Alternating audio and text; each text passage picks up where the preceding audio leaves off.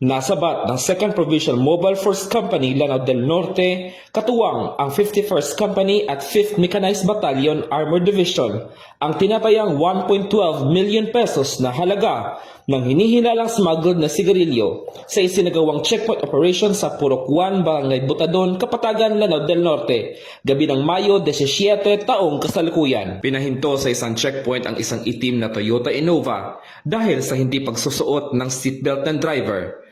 Sa beripikasyon, nabigo rin umano ng driver na si alias Jailani na magpakita ng rehistro ng sasakyan dahilan upang tikitan ito ng mga LTO deputized personnel. Habang nagsasagawa ng inspeksyon, nadiskubre ng mga operatiba ang malaking bulto ng hinihinalang smuggled cigarettes sa loob ng sasakyan.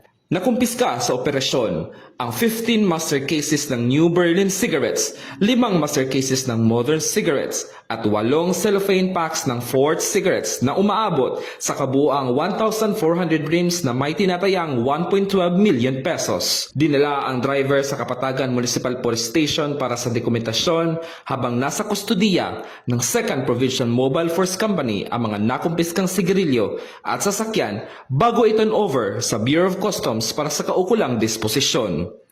Ito ang bagong PNP para sa bagong Pilipinas. Serbisyo mabilis, tapat at nararamdaman.